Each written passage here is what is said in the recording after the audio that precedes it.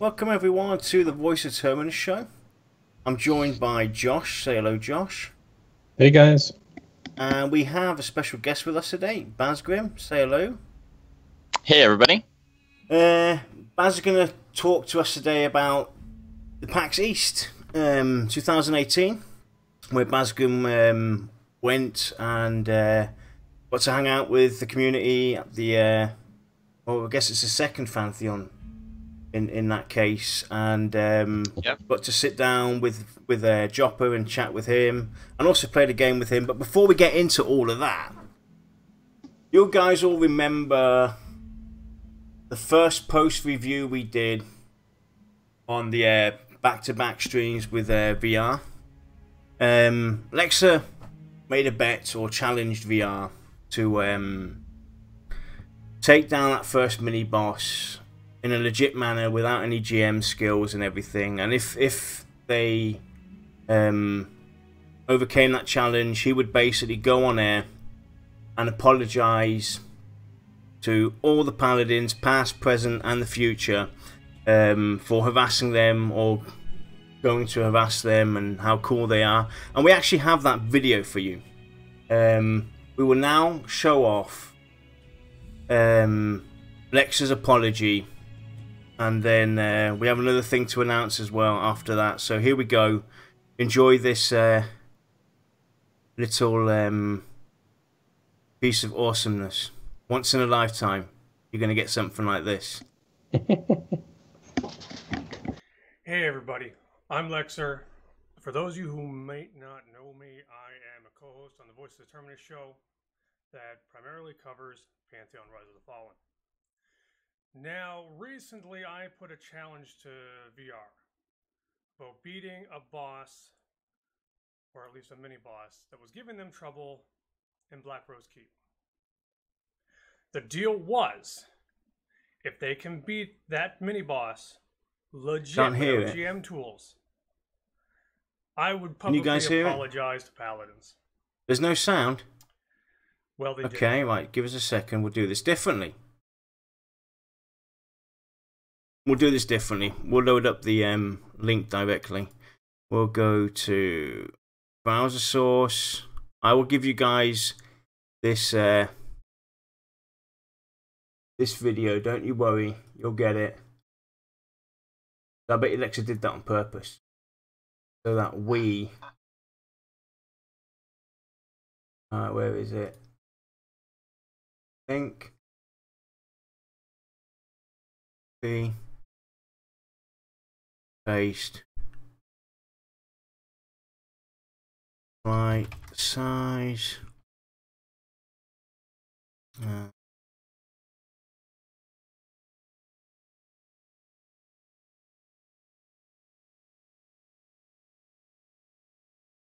Oh, it should be on now. Play it. Refresh browser when scene becomes active.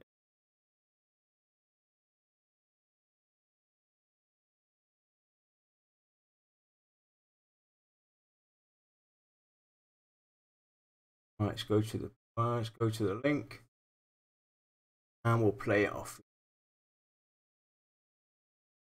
Here we go.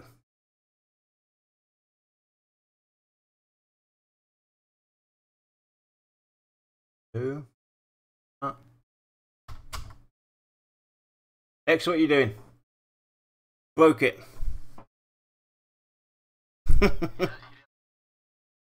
he doesn't, no. Right, it's loading in. Right.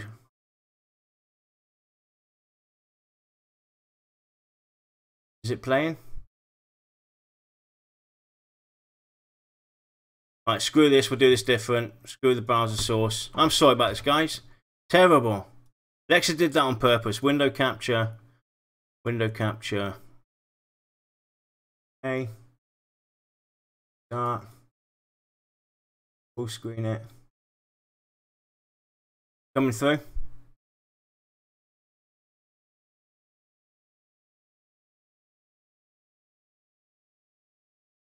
Let me know in chat if it's coming through. No sound.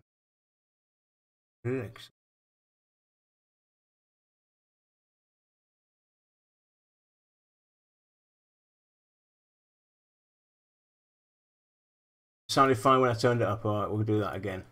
Okay, so sorry about that, everybody. I'll turn this up as high as I can. And here we go. Hey everybody, I'm Lexer. For those of you who might not know me, I am a co-host on the Voice of the Terminus show that primarily covers Pantheon Rise of the Fallen. Now, recently I put a challenge to VR about beating a boss, or at least a mini-boss, that was giving them trouble in Black Rose Keep. The deal was, if they can beat that mini-boss legit without GM tools, I would publicly apologize to Paladins. Well, they did it. And as much as I don't agree with the Paladin methodology or belief system or whatever you want to call it, I will say that they have a place. They're not exactly Dire Lords. But I have known many wonderful Paladin players. They do a very respectable job tanking.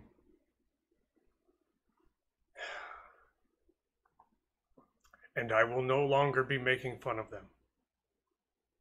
Despite every fiber of my being telling me otherwise. So Paladins around the world, future, past, and present, I am sorry for making fun of you, for putting you down, and for insinuating that you are not very good at your jobs. I am sorry, and the hazing will stop.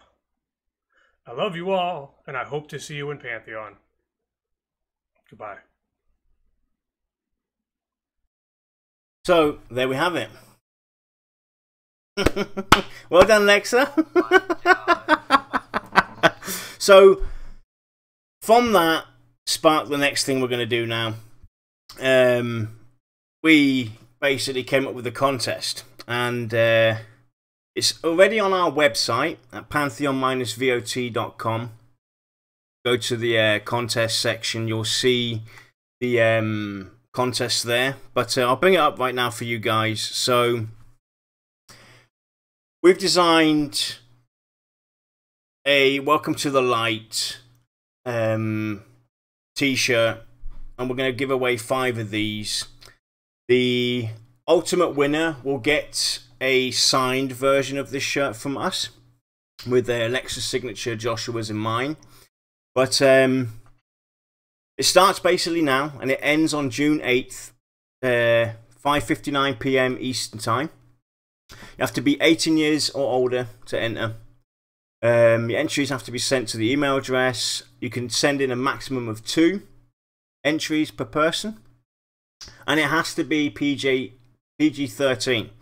And what we're looking for is either some Paladin cosplay or a Paladin short story, including the Scar Dire Lord Lexa, or do a Paladin comic skit in video only, or Paladin memes, or even an apology song to Paladins from Dire Lords.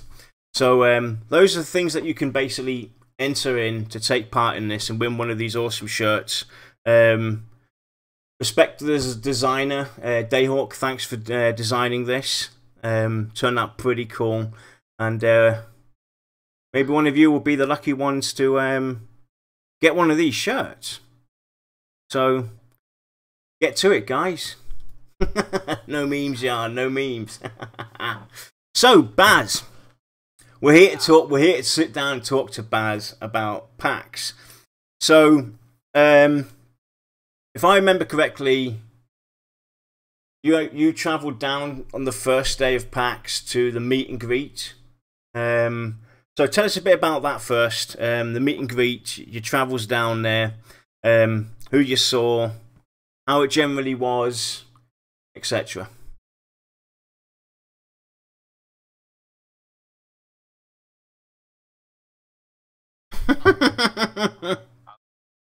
Yeah.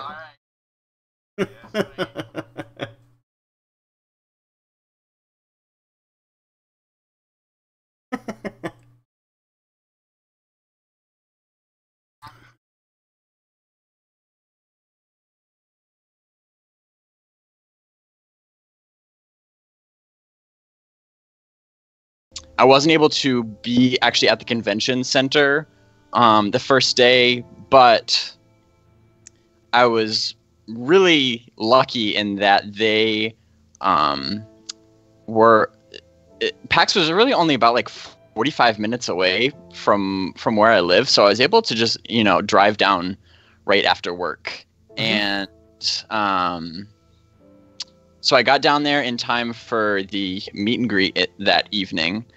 And let's see, the first dev I encountered was Convo, and met him in the bathroom. Okay. So we got there Hey, early. Convo, you happy to see me? Is there something in your pocket? Yeah, we got there early because I was actually planning on doing my interview with Chris that evening. So I got there early and, went to the bathroom, and then Convo walks in. I'm like, hey, Convo. So that was kind of a funny way to start things off. But yeah, when we got there, start like setting up for the interview, couldn't get the microphones to work. The lighting really wasn't good. So long story short, we obviously ended up rescheduling it for a later day, but I'll get to that later. My first impressions of the venue where we actually were, which was the Asgard Irish Pub in Boston, it was like the perfect venue that they could have picked. Because as you know, like at PAX, they were showing off the new zone Black Rose Keep, and they rented their own event room, kind of like in the back of the restaurant that we had to ourselves, and it really felt like you were in a keep. It kind of had this castle feel to it. There's like stone walls, really old wood. There was like a shield and axes like mounted on the awesome. wall. It had a really cool feel to it. So yeah, so perfect setting. Oh yeah, absolutely. It really set the mood for the whole evening, and that room filled up really quickly. Actually, people started flooding in. They had a huge turnout. I think Ben said that there was like 125 people that RSVP'd to the event. Nice.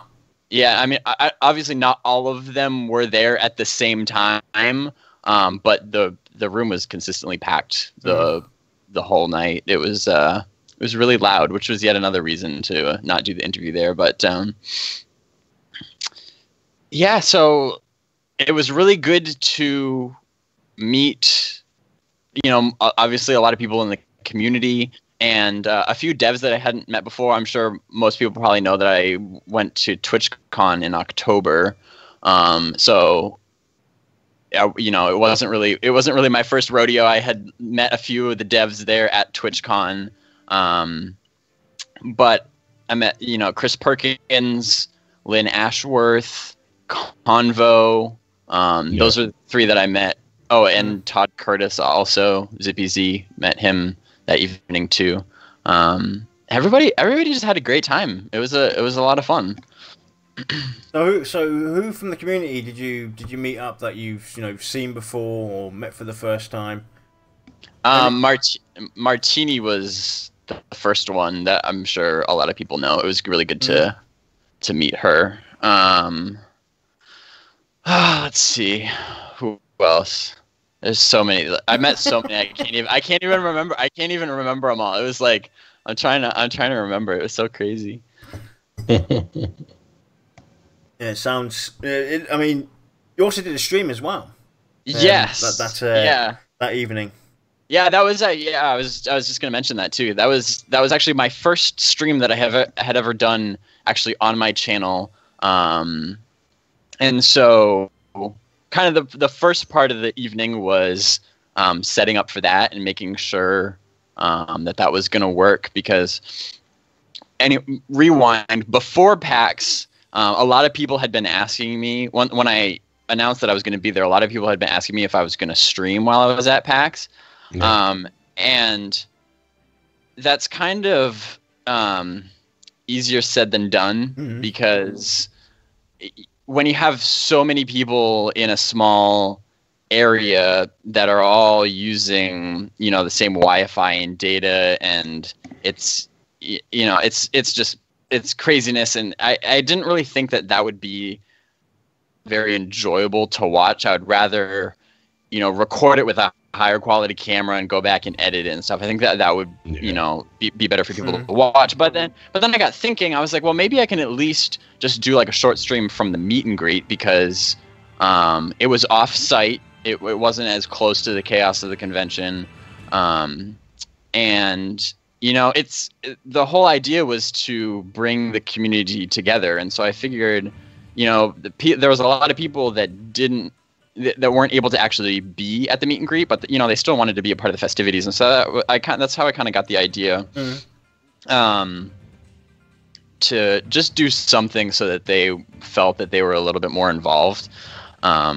So I brought the idea to Ben Dean, and he loved it. He and Lynn were really helpful in making sure that it was a success, and we had a pretty good turnout. I think there was like 150 different people tuned in to the stream, which was really great to see. There's a lot of great interaction in chat. We were all just, everybody's just all hanging out, having a good time on Twitch and in person. So I was really happy with that. That was a really it was kind of like an unofficial kickoff to my stream. You know what I mean? And so it was really good to see that many people show up. Yeah, cool. So we caught a few of the screenshots there, and there was one of you with Bonik. Yeah, David Schlau looking at his mobile phone. Oh, so, yeah. So was that Pantheon Online Adventures you were looking at? Pantheon Mobile. that would have been amazing. No, I think he was just showing me some screenshot. I don't remember what it was, but it was some Pantheon screenshot. Yeah. It was cool though. How long did the event go for? Was it open end, or did it have a fixed time? No, it was like 8 to 11, I think. So it was about 3 hours long. Nice. Which was a good amount of time. I'm sure that there's a lot of people that would have stayed later though. Yeah. You had an announcement as well on that stream, or not so much an announcement, but something that Jopper basically brought up as well about the Bard. So I guess a lot of people were very excited to hear those words come out from you on the Bard. So yeah, that was pretty cool. And awesome, I hope you enjoyed yourself on the. Were you expecting to hear that, by the way? Yeah, were you? So, how did your evening finish for you? That's a good question. Like I said, when I first got there, it was a little chaotic trying to, meet all the devs, get situated, talk to Chris about the, kind of go over what we were going to talk about in our interview, and then after that, I talked to a few people, but then it was mostly then getting set up for the stream portion. And then after the stream, I was just trying to take a step back, calm down a little bit, just relax, enjoy myself, eat something, drink something, because I had been go all day, from going to work to then jumping in the car, driving all the way down there. It was nonstop. So I just tried to, took a step back, relax for a little bit, talk to some people, and then once the actual event itself had pretty much winded down, my day wasn't really done because I wanted to kind of go back and talk to people in Discord and update them with what was going on, and sort through the footage, because I had my friend that kind of helps me behind the scenes with a lot of my Bazgrim TV stuff. He was able to be there with me, which was super helpful, because when I was at TwitchCon, doing it all myself was quite the handful. So to have him there with me, collaborating, was awesome. And so we went back, we organized all the footage, because we had the stream, but then we're also kind of vlogging the whole process at the same time, and sorting through that, editing a little bit, and then trying to get as much sleep as I could to gear up for the next day. So day 2. Yeah. Was that the day that Brad was on the panel, or was that the day after? No, that was Saturday. That was Saturday. Okay, so we'll get to that in a bit. Day 2. Tell us about day 2, and that was when that's when you had your session as well, right? It is, yeah. So we got to the convention really early, because I was expecting the lines to just be crazy.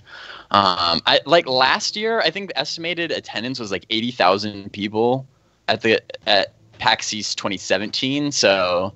And I was figuring Friday would be a really busy day, so I wanted to get there early, so that we didn't have to deal with any lines. So we did get in pretty quickly, which is nice. And then really the first goal was to try to locate the Pantheon booth and just get ourselves acquainted with the actual convention. And it actually, I was happy to see that it really wasn't that hard to find their booth.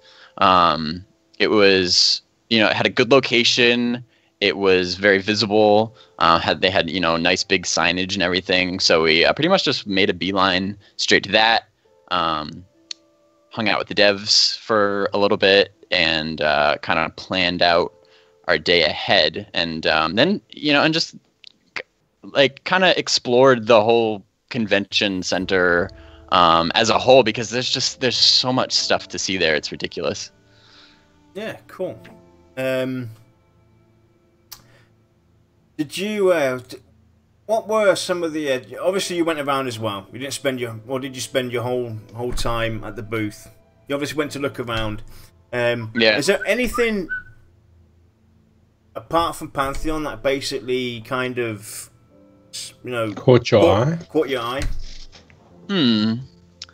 That's a really good question. I mean, obviously, Pantheon was my focus. I mean, like, I like the atmosphere of conventions in general.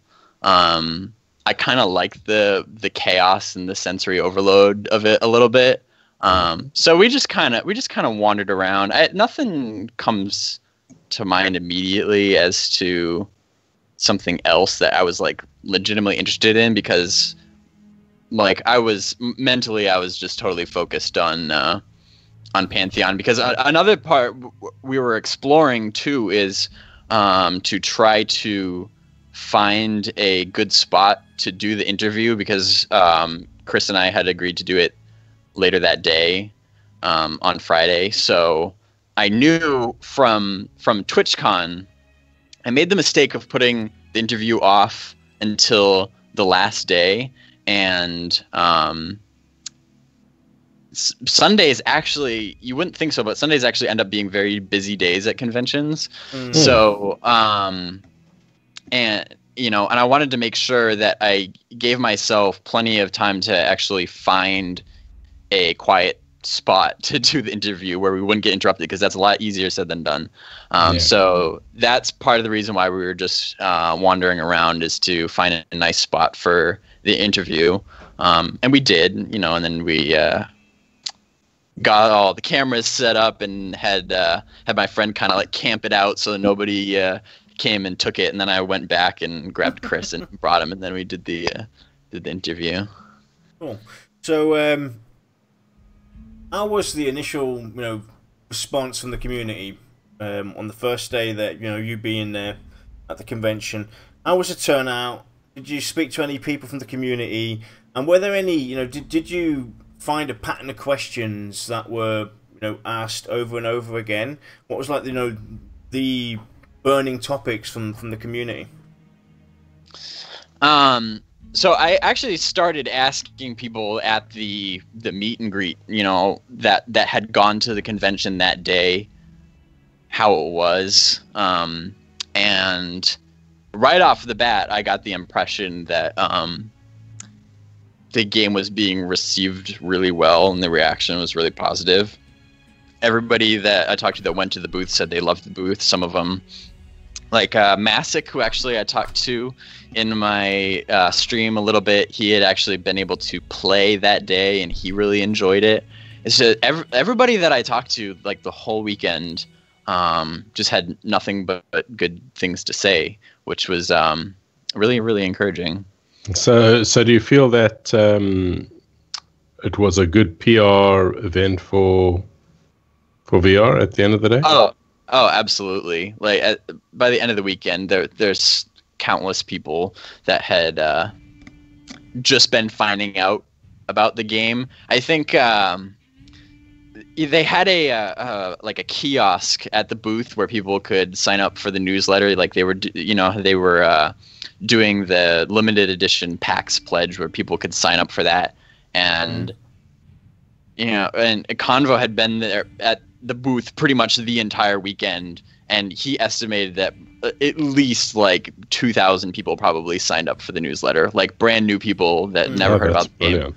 So yeah, like the conventions like that's like bread and butter for getting exposure on your game. There's just so much foot traffic. Like I said, last year there was like 80,000 people there. There's probably even more there this year, and so that many people, just if you have a really like eye-catching booth like they did, people just walking by, they're gonna they're gonna look, and you can rope them in and talk to them about it.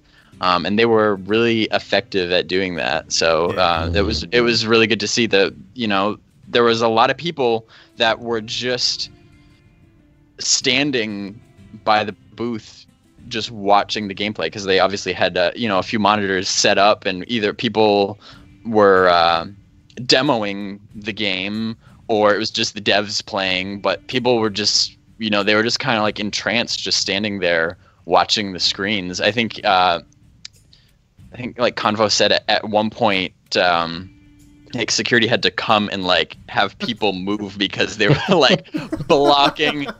They're blocking the entire hallway because there's people just standing there, and it was creating congestion because people were just standing there staring at Pantheon, which is a good problem to have. So yeah, it's like I said, no exaggeration. I don't think I heard a single. That's a call in the nerd, right, please? Yeah. Yeah. So go ahead. No, go on. I was just gonna say it's not an exaggeration that I didn't hear anybody that was disappointed. It was super, super successful. Yeah, and it all comes down to how VR represent it and present it to the audience, and they do a fantastic job of that. They don't overhype or get people too excited. They keep people fairly down to earth. They give you enough. They give you enough information to get you kind of like, I can't wait for more, and they do a fantastic job at that. So hats off to them. So tell us about your play session, dude. Sure. It was very similar to what we've seen in the past 3 streams now. It was everybody pretty much did the same exact run through that portion of Black Rose Keep. Although I guess the past couple streams they've drifted a little deeper into the keep, but with the sessions they wanted to get as many people actually in the game, get their hands on the game as possible, because that's really, it's one thing to watch it, but it's a completely different thing to actually play it. That's when you actually really fall in love with the game, is when you can actually get your hands on it. So it's kind of hard though to find a balance. Is okay, how much time do you need to really get a good feel for the game, but also maximize the amount of people that you can fit in a weekend?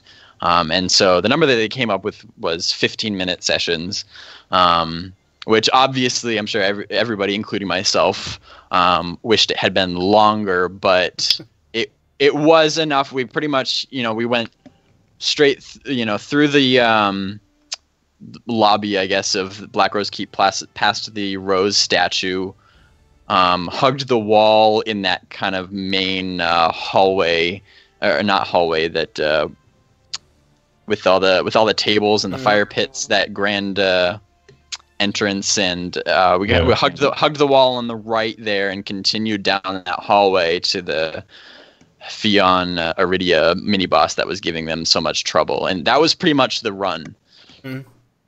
That took us about 15 minutes to do that, and I felt like it was a good little teaser as to Black Rose Keep. You got an idea of how awesome the visuals are. It really sets a nice mood. They had it set to nighttime, and the lighting in there is just awesome, and and it really is difficult. It is as difficult as it looked into the stream, that mini boss in particular. Now we what did you play, by the way? I played a rogue because I played wizard and shaman during TwitchCon when I demoed, and so now I played the rogue this time, and we had a really good group composition going. Joppa was playing the monk, and he was actually the main tank, which is kind of unconventional, but it ended up being really important, because we had the monk, we had an enchanter, then we had 2 rogues and 2 clerics. That was the group. That was the group that we went with. And so because we had 2 clerics, we had enough heals to keep Joppa up tanking as a monk. And also, it was important to have 2 clerics, because then you have 2 resurrects. Because there was a lot of deaths. We were able to successfully kill Fion on our first try, but I think that's largely because the group composition that we were running, and even still, I think we almost wiped probably 4 times. There's probably like 3 or 4 times where we were down to just like one person, like just a cleric left, and they were like resurrecting other people like crazy, which is like I could not have asked for a better fight, because those are the most exciting, the most memorable fights, when Joppa like said it was a wipe, like so every time it's like, oh, this is gonna be a wipe, and then we would like pull it back together, and then to actually then be able to finish it off, those are the best kind of fights, where you're not really sure you're gonna make it, and then somehow by some miracle we pulled it out. Cool. And which class did you like playing the best so far then, in your mind? That's a good question. Probably the shaman, I think, out of those 3. Okay. Because the shaman felt really, really versatile. At least when it's the details are constantly changing. Yeah. But I liked the feel of the shaman. I liked the rogue too, though. And having 2 rogues and then a monk as the tank allowed us to really have the DPS necessary. That was when I was watching them in the streams, I felt like because they had 2 warriors, that their DPS really wasn't high enough to really be able to burn her down quickly. Yeah. I felt like you really wanted to get her down as soon as possible. The longer she's up, the more dangerous she gets. So we had the DPS that we needed, but also with the rogues, with 2 rogues having smoke and mirrors, that took a little bit of the pressure off the enchanter, so we could kind of cycle through who was keeping the mini boss CC'd, because that was the main thing. Her sleeping powder is absolutely brutal. So having 3 people that could kind of keep her pinned down made it a lot easier. And and if she was being held down with smoke and mirrors, I guess that also kind of that freed up the enchanter then to maybe do a little bit more DPS to give some mana back, or give some mana back to the healers or something like that. So I felt like we had a really good group composition, and obviously it helps to have Joppa like standing right next to me, telling me exactly, this is what we need to do, because he essentially created the encounter, so he knows how it's supposed to be done. We had the headsets on, which was really just a communication between me and Joppa. The other people in the group couldn't hear us. Yeah. They were other devs or friends and family or whatever that were playing from home. But what were you going to say? I was just going to say that what it seems to be is that it doesn't seem like you need to have the old traditional group of X, Y, and Z. You can still succeed with a mix. If you look at any of the streams that they've been having, nothing has been standard in terms of running through. So that actually bodes pretty well, ultimately. So I want to add to that as well, because you mentioned having 2 clerics in a group as well. Did that actually work? Because commonly in most MMOs, if you have 2 of the same healer, they don't stack. The bigger leveled cleric's spells will overwrite the lower level cleric. So how was the functionality with that? Well, for one thing, having 2 clerics, even in a six-man group, as long as they are coordinated enough, just having that many more heals going off more rapidly, so you could even have one, like the classic setup would be you have one cleric that's dedicated to keeping the tank alive, and while the other cleric heals the rest of the group or something like that. I mean, I don't know. I wasn't paying close enough attention to see whether like their buffs. I don't know if like their buffs stacked or anything like that. I don't know. I was just focusing on making sure I did my job right. That would have been really exciting to kind of know, because that would make it even more cooler as well. If they do go in that direction where you can have 2 of the same healer and everything, oh my god, that's going to be so amazing. Where we don't overwrite each other, people can like you mentioned as well, taking on different roles, because traditionally, hey, we've already got a cleric, we're looking for this, we're looking for that. Or we've already got a shaman, we don't want this, we don't want that. And that's kind of something that's, got me aggravated over the years, the last couple of years, is, being LFG, looking for a group, and you're looking for that, one particular healer because you've already got this healer in there. And if they can overcome these kind of challenges where you can take on multiple classes or multiple people from the same class and they can still function together, I think that'll be freaking epic. Yeah. Did you also find that mana was an issue at the higher levels, ultimately, for clerics and things? So our group was level 20. And again, I mean, like I said, my main focus was making sure that I didn't die and that I was doing my job correctly. I wasn't really paying attention a whole lot to the mana of the clerics. I would imagine though, again, like if your clerics are coordinated enough and you're not like doubling up on heals on the same person that you don't need to, should be fun. If you can alternate, then it's going to be a lot easier on each individual cleric's mana bar. And then, like I said, you also have the enchanter.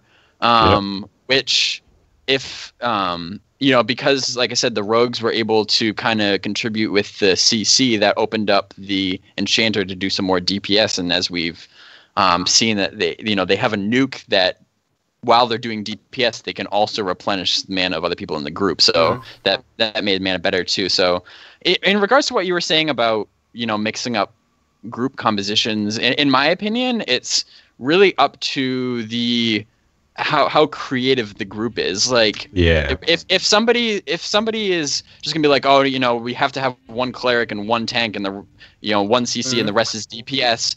That doesn't mean that that's the only way to complete that counter. That just means that that's a really closed-minded group leader that has no creativity. You just have to. I think the game is being designed in a way where there's a variety of group compositions where it's possible. It's just you have to adapt your tactics to your specific group composition. So it's much more strategic in that way. So definitely. Yeah. So you met up that day with Joppa, correct?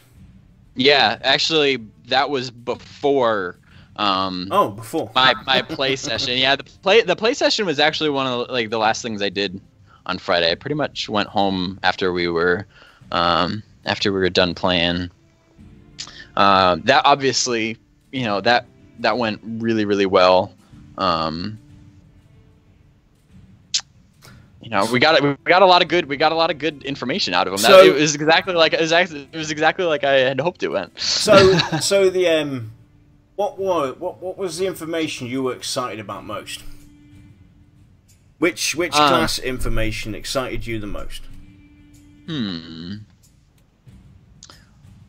Well, I was very pleasantly surprised, like you had alluded to earlier. I was surprised that he was so willing to announce this early on, that the soft announcement, as he called it, that he was confident that bards would be on release.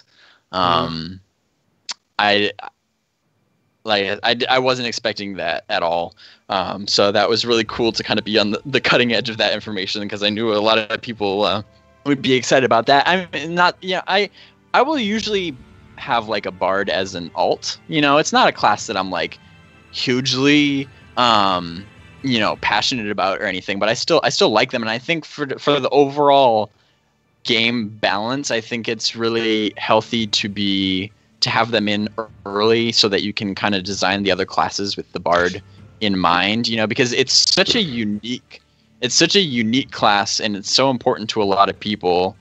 And it's a staple of any Brad McQuaid game. Like, bards are his thing, kind of.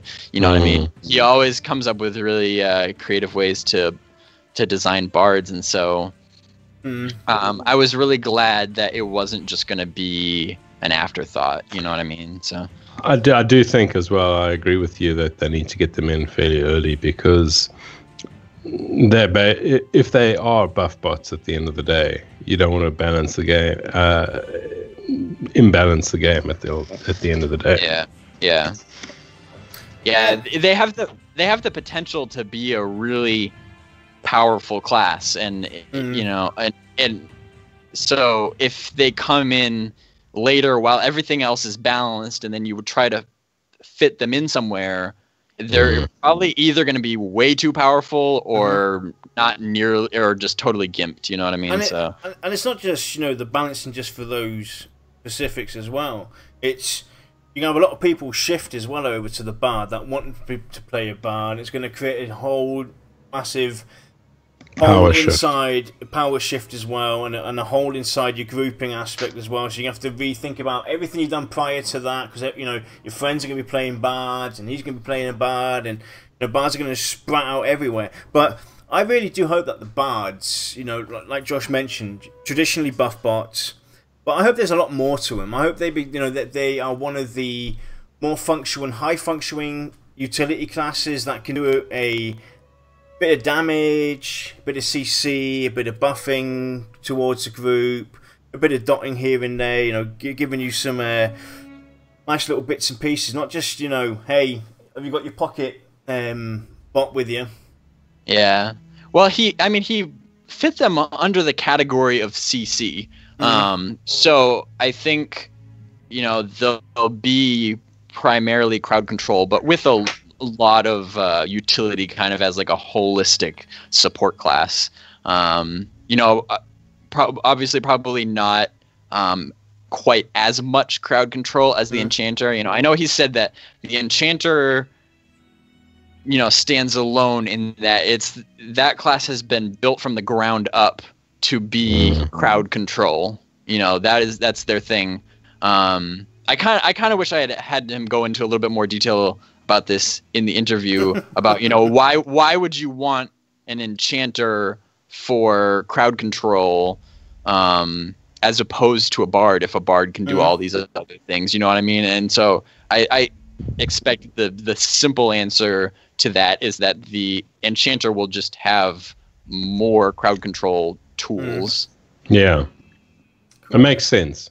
But even fitting them under that crowd control category means that I'm sure they're going to be more than just your run of the mill buff bot. So how did that day end for you? So we did the interview, and like I said, the day pretty much ended when after my play session in Black Rose Keep, went back again. Then it was pretty much the same deal, talking to people in Discord, answering questions, because then everybody wanted to know when is the interview going to be posted? When's the interview going to be posted? Because, I announced that it was done, but then that was my priority, was to then get that edited so that people would stop hounding me about it. Actually, I just remembered, how that day truly ended. I talked about this in one of the vlogs. On our way home, we stopped at Stop and Shop just to grab something for dinner, and I'm in the checkout line, and I'm still obviously wearing my Pantheon shirt, my Pantheon lanyard with all the buttons and everything. I'm totally still in full nerd mode, and the cashier is I can tell that he's trying to read what my button was on the lanyard. He keeps looking at it. He's and then eventually he's what's on your lanyard? And I'm oh, it's Pantheon Rise of the Fallen. And then that kind of open up his have you ever heard of it? And I just talked about what kind of games he likes to play. And then we just kind of got into it and had this little nice quick discussion as he's scanning my food about Pantheon Rise of the Fallen. And so that was a kind of a cool little moment. I wish we had gotten that on camera. That would have been cool. And I hope you apologize to the 40 people behind you waiting while you guys chatted away there. That was a perfect unexpected moment. And so, but I had just printed off new business cards with my social media information on them. So I gave him one of my business cards, and then I walked away, and then as I'm headed out the door, he's hey, wait a minute. I was I have no idea what he's gonna say now. So I turn around, I'm what? He's I'm gonna give you my business card too. He's if you're ever in the need of welding, here you go. All right, good to know. In case I ever need anything welded, you're gonna be my first call. So, but he had said he had actually heard of Pantheon. He didn't really know much about it, but I thought it was interesting that he had at least heard of it. So it was kind of perfectly opened the door to, just talk to him about it for a little bit. So it's those nice little moments that just kind of keep you going. Definitely. So we're finally at day 3. Mm-hmm. That's the day that Brad did his panel.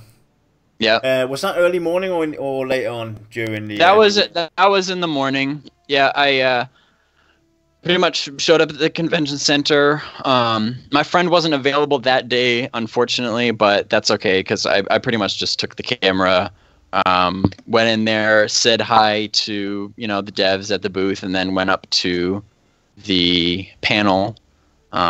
Which is a really good panel that Brad was on. It was cool to see him, and Brass as well was on that panel, and Tolero also, which was cool for me. I know a lot of people probably don't know her, but she is the community manager of DDO when I was playing DDO a few years ago, and so it was kind of cool to see her because I was As I've talked about on your show before, I was huge into DDO when I was in college, so it was kind of cool to see her there too. And then there was another person from Star Wars Galaxy, and it was just a really good panel about how communities have an impact on the games themselves and how players can contribute feedback, and just how the overall kind of vibe of the community can really kind of make or break a game in a way. Yeah. And another unexpected thing there was that Brad dropped the hint about Alpha will most likely, how did he say, should be in Pantheon should be in Alpha by the end of the year, and should be in beta next year, again, provided that the game is ready. But that is their estimate. Yeah, and it's only an estimate, people. Yeah, again, disclaimer. Don't quote us. That is an estimate. I was sitting right next to Ben Dean when he said that, and I was so shocked because I wasn't expecting these kind of like soft announcements, and Ben was right next to me. I looked at him, I was like, should he have said that? he's like, yeah, it's a pretty safe bet. So so that's their goal. Obviously sometimes unexpected things happen. That's okay. That's just kind of the nature of the beast, but that's what they're shooting for anyway. So it was good to know. I knew that there was a lot of people that they just want some idea, disclaimer after disclaimer after disclaimer, but then still what's at least the hope. Yeah. So I know it was, that was good for a lot of people to hear too. And it's not easy announcing stuff like that. Exactly. It can backfire so fast. There's so many people out there that will take your word by it. They'll take you exactly word for word and say, "Hey, you guys said this, and it's not promised there. And this, you promised this," and so you got to be very careful. And they've been pretty damn good with planning out when to actually talk about or hint on certain matters, and I think everybody's excited, and we can all hope that by the end of the year we might hit Alpha, and we'll have a even bigger crowd of people in the game testing it out, and it should be a lot of fun.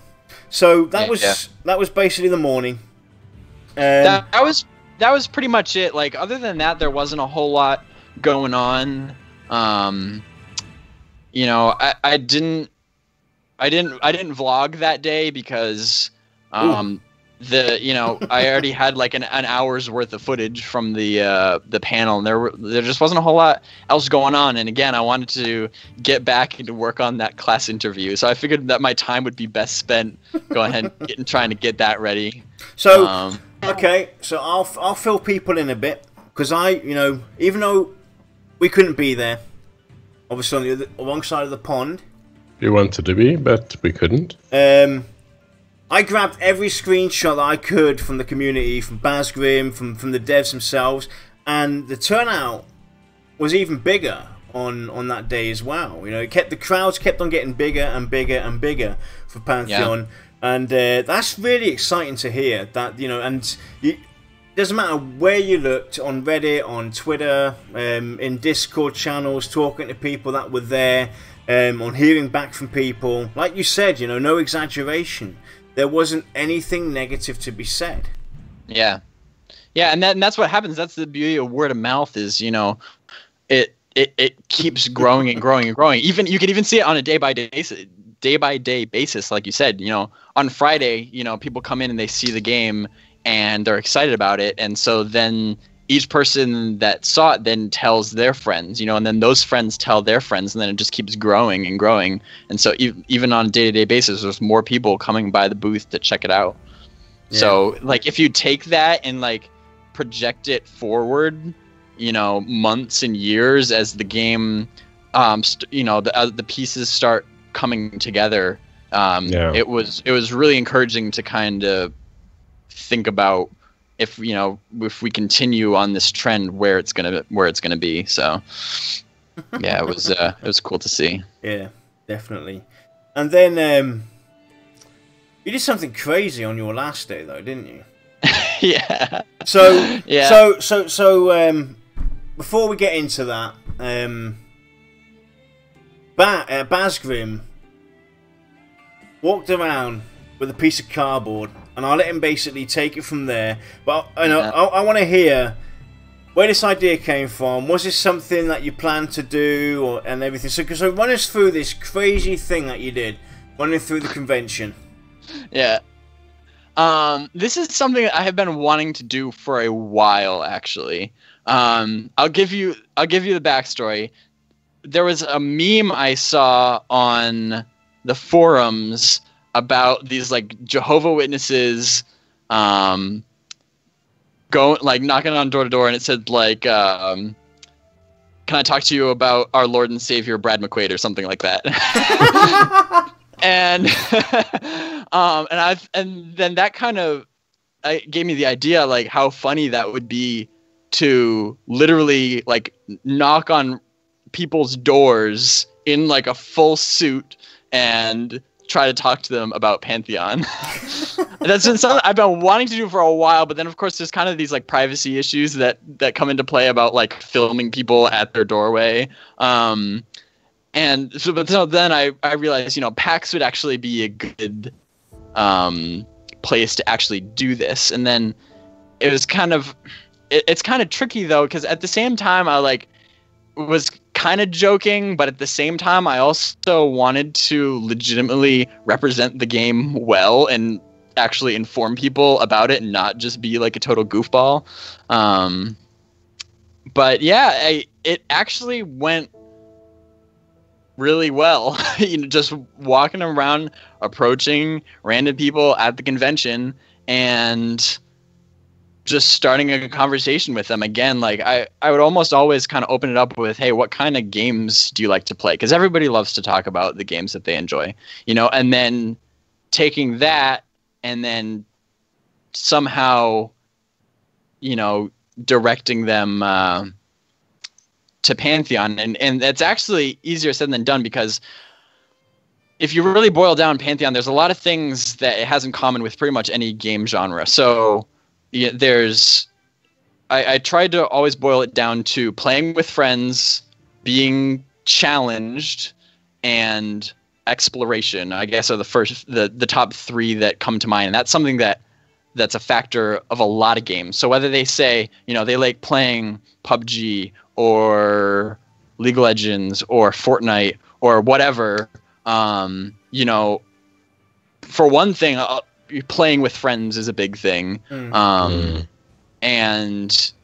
people like to be challenged. And so, if you can kind of make those connections without really saying MMORPG, because that term means so many different things now, and it's kind of been morphed into something where people, they'll think of WoW and they'll just kind of get this like kind of negative idea in their head about what an MMORPG is. And then it's, I tried to kind of just reframe it in such a way where, if they had heard of EverQuest or enjoyed EverQuest, then it was like an easy sell.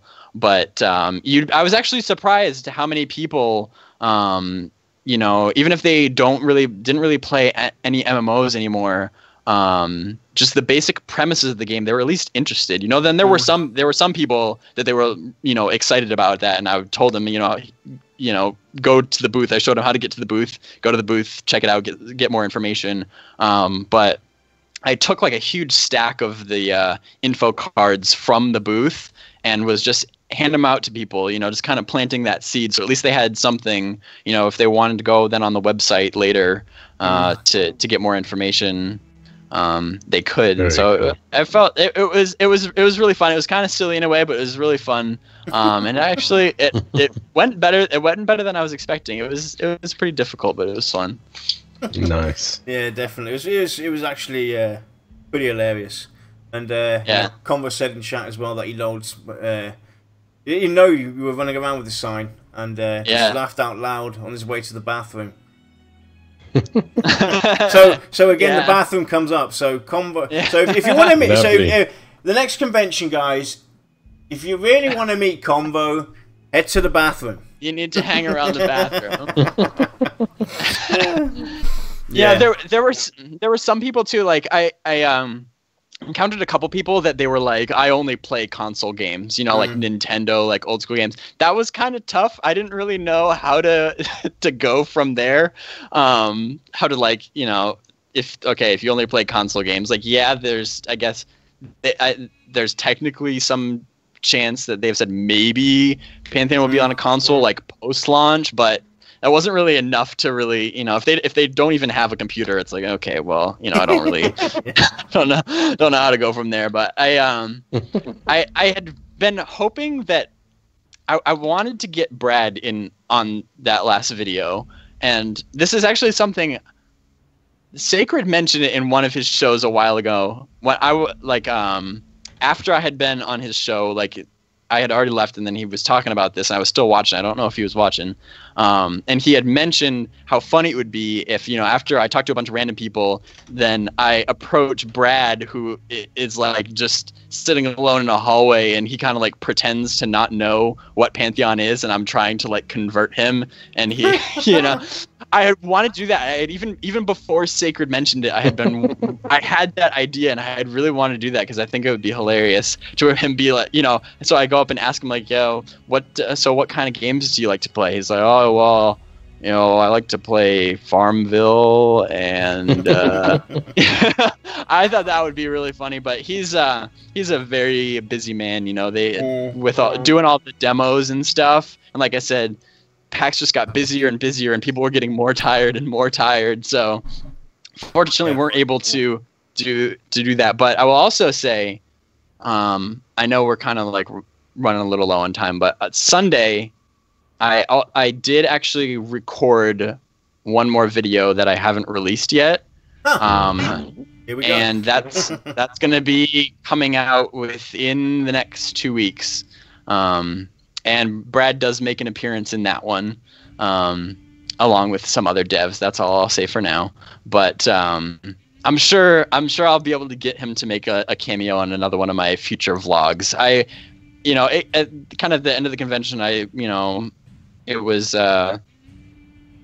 it was nice to kind of wrap things up with the devs, and look forward to the next time that they're at a convention, because I'm sure that this will continue. You know what I mean? Yeah. I hope that I'll be able to follow them to the next one and keep doing more stuff like this. So Yeah. What happens if the next one's in Germany? I don't know. I will cross that bridge when I get there. I honestly would try. I would try. Make no promises, but I would try. Cool, dude. So, thanks for sharing your experience at PAX. We have a few questions from chat. If we can ask them, Josh, have you got those? No, I think we've answered most of them already, and I have been asking them as and when we've been getting them up anyway. Oh, okay. So yeah, no, I think everything's good on that side. So we don't have any questions then. Anyway, all right, easy enough. Easy enough. we had a difficult start, and I apologise. I blame Nexa for that one. I'm sure it was done deliberately. But yeah, so I'm going to bring up the contest quickly one more time. So we came up with this contest because Alexa apologised to all the paladins around the world, said sorry how much she loves them and how cool they are, and Dayhawk created this image of Lexa being hugged by paladins, kind of like, I don't want to hug you, welcome to the light kind of thing. And we decided to get those printed on t-shirts, and we're going to give away 5 of these shirts, and the overall winner will see... Okay, right, we have a question coming, but I'll ask that afterwards. And the overall winner will get the t-shirt with additional signings from Joshua, myself, and Lexa. And the contest has started today. It ends on June 8th, 2018 at 5:59 PM Eastern Time. Got to be 18 years or over to enter. Send it to our giveaway at pantheon-vot.com email address. You can send in 2 entries of the following down below, which is either doing some paladin cosplay, writing a Paladin short story, including Lex's Scar Dialord, or do a Paladin comic skit video, or some Paladin memes for those that want to do that, or want to be really creative, come up with an apology song to Paladins from Dialords. So, and we will basically announce the winner, or the winners, I should say, the week after. That's basically, we'll announce them on the show and get you those shirts as soon as possible. So there's that. So we have a question, and this one's from Convo. So, Baz, who is your favourite dev? Oh my god! I actually just typed it in chat. Convo. My favorite dev is ZippyZ. So there you go. No, I'm just kidding. No, I can't emphasize enough how much all of the devs are like so down to earth, so friendly, so welcoming. They're so accommodating to everything that I was doing there. Just because I was just hovering around them like as much as I possibly could. But they, which would probably to some people would probably be annoying. I'm there trying to cover as much as I can, but they were like totally down with it. They were super excited and super helpful. So I love all of them. Awesome. So Nice. next Friday, everybody, we will be joined by the creator of Pantheon Radio. Sit down and interview him, talk a bit about Pantheon Radio, how we came up with the idea, and obviously talk to him about Pantheon and get to know him a bit better. We'll be sitting down with him next week, and that should be another great show. We love doing these player Q&As. Baz, this is what, your third or fourth time now? I think this is my fourth time on your show. May the fourth be with you, mate. Hey, there you go. Perfect. Yeah, Nailed there it. we go. We nailed it. Exactly. So, Baz, again, a pleasure having you on. And Yep. I apologise again for the technical difficulties, but it's not a VOT show if we don't have technical difficulties. We'll have this up on the YouTube as well for you guys to catch. The latest Sunday. We'll see Baz again sometime in July. Yeah.